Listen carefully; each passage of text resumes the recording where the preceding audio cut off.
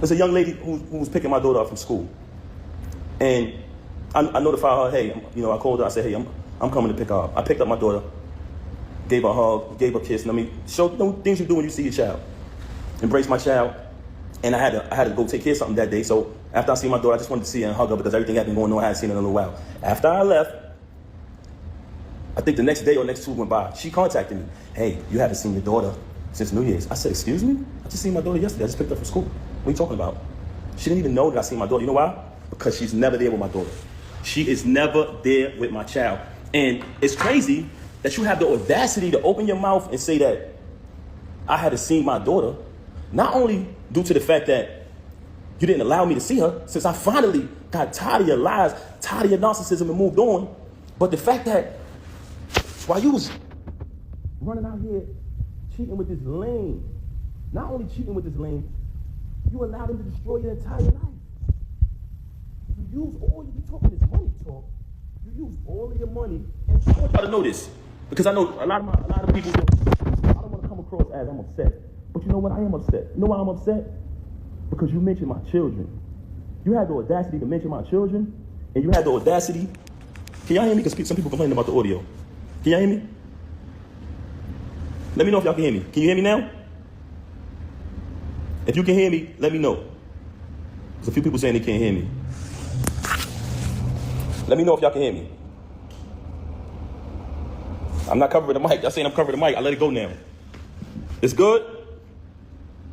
Brooklyn Jad here. Jad, can you hear me? All right, now, yes. Okay, cool. Like I said earlier, for those who just came on the live, everybody who know me, and I'm talking about speaking with my actions, I don't do this. I don't clout chase. I never come on social media talking about anything. Even when I got stabbed in my back.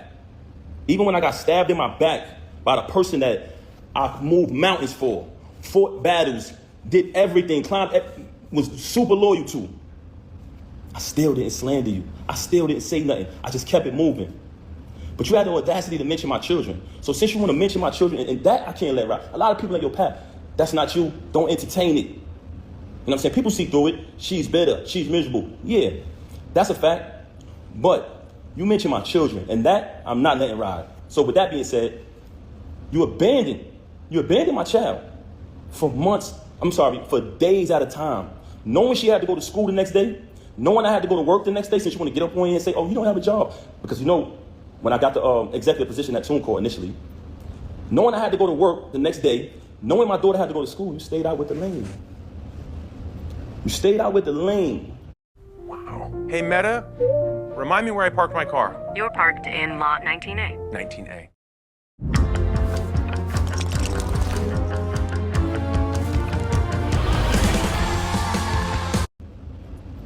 You want to talk, and you stayed out with the lane while your daughter was crying for you. Tears.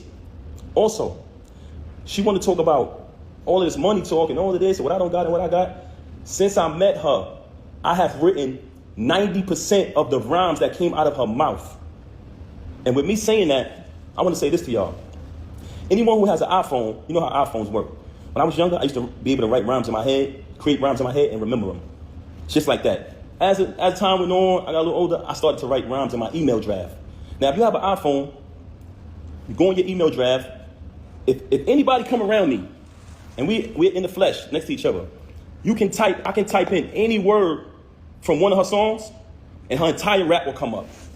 The entire verse will come up. I never asked for a penny. I never asked for credit. She was my wife. I didn't want anything from her. I just wanted to see her win. Like I said, I have written 90% of the rhymes that came out of her mouth since I met her. Y'all said it. Y'all said it numerous times. Oh, we know that's Pat behind that pen. Did I ever agree with y'all? Did I ever put it out there? I never said I wrote her rhymes. I left it. I didn't need the credit. All I wanted her to do was win. Wrote the rhymes, did the contracts, security, the whole shit. So you fabricating these stories, and it's very weird that you're talking all of this money talk, but in your background, it's everything that I bought. All of the utilities are in my name. So all of this fabrication about, oh, he don't pay no bills, oh, he don't do this, he don't do that. If you analyze her life, the whole thing is about all of this money talk. Why? Because she wants y'all to think that she's this big shot. I don't need to come up here and perpetrate no fraud like I'm a big shot, like I'm this and I'm that. For the simple fact that I speak with my actions. You want to talk about black love? Anybody who follow me, they know I've always been pro-black and had knowledge of self since I was a teenager. So I represented that since I came in the door before I even knew you. Okay? So don't ever talk about black love and what else she said? I gotta remember. So, yo, first and foremost, very bipolar, very delusional. This is a person who will sit in front of you